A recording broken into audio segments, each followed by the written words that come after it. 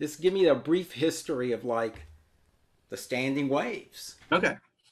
I was going to college at Southwest Texas State in San Marcos, now called Texas State, and was working at a bookstore. Um, Found that my musical taste had kind of veered away from the mainstream. What Uh, year was this? Pardon? What year was this? 77. Okay. And working at the bookstore, I would get, we would get Cream and New York Rocker and, things like that. And so I was reading about um, the CBGB's scene and that kind of thing. And so I've gotten into some of the music, mostly from reading about it more than hearing it. Um, and I can't remember if when in this timeline the Sex Pistols played. Do you remember when that was? I think that was 70. I remember that it was the night I was at Soap Creek Saloon and I was leaving town going to Los Angeles and I heard the Sex Pistols were playing the next day. I thought that was 76 maybe? 77? Could be, It could was be. I don't Uh, go I ahead. just remember that I wasn't wild about them, but Roland Swinson said, you really should go to this. Um, And then I guess it was a short time later, 77, when I was in school, Roland told me about this club, Raoul's, and that I needed to come down and check it out. And I went and saw the Skunks and the Next, and it was really hot. So this must have been July, August. And it was so hot, I took my shirt off. And that's when I met Bobby, when he came over and Told you to put your informed me shirt that I needed to put my shirt back on. back. And I was like, oh, no, man, it's like really hot. And Roland's like, no, do what he says. um, so after that, it was like, well, this is cool. It's a club where I could play. And I'd been in bands before. Um, I'd been in a band, I'd played with David Cardwell. Uh, Okay. he and I had been roommates when he was at Texas State before he transferred to UT RTF department. Um, so called him up and had met uh, Dottie's friend Shona, who played piano. Right. So I thought, okay, well, here's the beginning of a band. So the three of us got together. Um, David and I each had a couple of songs, in the works at this point. Um, and so we talked about, what we could cover and what originals we could work up. And um, my friend Renee Bowles knew this guy, Mark, who was a drummer. And so we enlisted him. Somewhere in here, we got the gig opening for the Huns at the ballroom. Okay. And so we played that with Mark. And after the gig, he was like, this is not my kind of music. So he was out. Um, Came up with the name of the band maybe the day before the gig. Okay. I got it from my physics textbook. Um, and of course, we were billed as the Latent Homos. Yes, I remember that. We'll fill David Cardwell action there. And so we enlisted Ian Bailey from the Body Snatchers to play some gigs with us. But I think we were not, we weren't cool enough for him or something. And so after, I think he played 4 or 5 gigs. And so I called Bob Murray, who I'd gone to high school with. I went to high school with Bob and Roland and David Cardwell. Now, where is this? In Reagan, Dallas? Huh? Austin, Austin Austin. Reagan. Okay. Okay. David Fox went there. Wow, what a class. Jerry Barton went there. He was my best friend in high school. Jerry was? Yeah. I knew that. Yeah. Wow. Yeah. When I first started kind of singing out was with Jerry and his brother John. Oh, amazing. There's Yeah. a little known connection between our bands. Yeah. So I called Bob, who was living in Nacogdoches, going to school, and started trying to convince him to come move back to Austin and join the band. And Blondie was opening for the Kinks at the Armadillo. Okay. And Bob was a huge Kinks fan. So he came to town for the weekend, you know, saw Blondie, you know, we jammed, we convinced him. Yeah, he's a great drummer.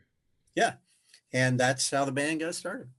And then somewhere in there, I guess it's like within a week of each other, of Bob coming, Randy joined.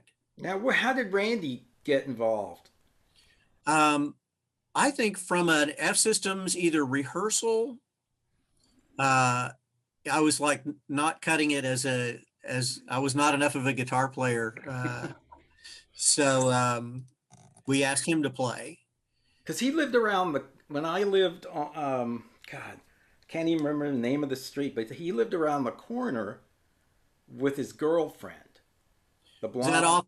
Huh? Yeah, off of Speedway, about 37th, 36th. Yeah, something like. I lived with Al Regal, and he was right around the corner. Yeah. I used to go over there and play him my terrible songs. Yeah. I have a demo. I found it of me going over and going, Randy, what do you think of these? You know, Randy was always a pretty cynical person. You know, he was, well, you know, you need to work on them a bit. Yeah. So were you and Shona like boyfriend and girlfriend at that time? Yes. And this is a question I've always wanted to ask. She wore like a heavy amount of makeup, didn't she? Well, she wore eye makeup and lipstick for sure. But I thought her face was always looked like it was pancaked white. She was really pale. Okay. Ukrainian. Okay. Then it wasn't makeup, it was her skin. Okay, my bad. It's okay.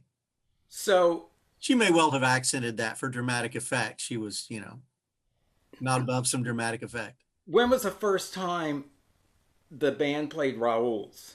Like the full band? I'm not sure, but I bet it's inside the Standing Waves CD, which I could run downstairs and get. No, that's okay. We can figure all that out later. Yeah, there's a chronology inside the CD of when our first gig was, when our first gig at Rauls, when we opened for Magazine, The Pretenders, or whoever. It has the date that Bob joined. It has the date that Randy joined. It's a decent chronology. Now, how did you share the songwriting? Mostly, we each wrote our own. Did Randy write songs? Randy wrote songs too, right? Yeah. Okay. Yeah, he was just not as prolific as David and I. And he kind of went back and forth on whether he wanted to or not. Okay. So he would occasionally come up with a song, but David and I were, you know, more chasing that. What about Shona? Did she contribute to any of the songs, the structure, the chord progression, anything? Was she classically trained? She was classically trained, but no, I don't recall that she contributed changes. Okay. But David and I would, you know, offer suggestions. We all worked on arrangement. Okay. And it was in there that I learned the valuable lesson of you can argue about it for 20 minutes, Mm-hmm. or you can try all three ideas in 10 minutes. And Yeah, it's true. usually, you can usually figure it, it's pretty obvious usually. Yeah, Uh, yeah. A bad song is a bad song. After you finish trying to play it a few times, you go, yeah, I'll do yeah, it. or but even just arrangement ideas. It's like, well, what if we did the chorus here? No, I think, I think it needs another verse before we do the chorus. It's like, just try it both ways. And 9 times out of 10, everybody go, oh yeah, that's the right way to do And what was Roland's role? Would he come to your rehearsals? it. Sometimes when we rehearsed, when we lived in the house on Speedway, he lived in the house we rehearsed in. Was it the Uh, White House? it was just past, where it curves past the I think we laundromat. rehearsed there a couple of times. Used Yeah, that house for rehearsal. I remember yeah. that house. Because I had lived when I first moved to Austin in the apartment complex that was kind of across the street. Uh-huh. But that was way before, that was like 72, Yeah, yeah. 73, something like that. Um, Back to the uh, collaborating thing, we would offer lyrical, or David and I mainly would offer each other lyrical ideas. Sometimes they were taken, like in Early Warning. I wrote the line, "We live electric, breathe gasoline." But then there was another one of his, might have been Nightlife, where I made some reference to Terminal Mind, and he was like, "No, no." Because now Terminal Mind was a contemporary of your band, right? They came Yes, about the same time. yes. They played, their first gig was this Huns Bust uh, Union Ballroom gig. They were billed as Red. Uh, Okay. that was their first gig. It was our first gig, and Chris Wing also played, but I think he played solo. Chris Wing? Yeah, Oh. and he was billed as Blind Red or something. I actually have the poster here somewhere. I found it recently.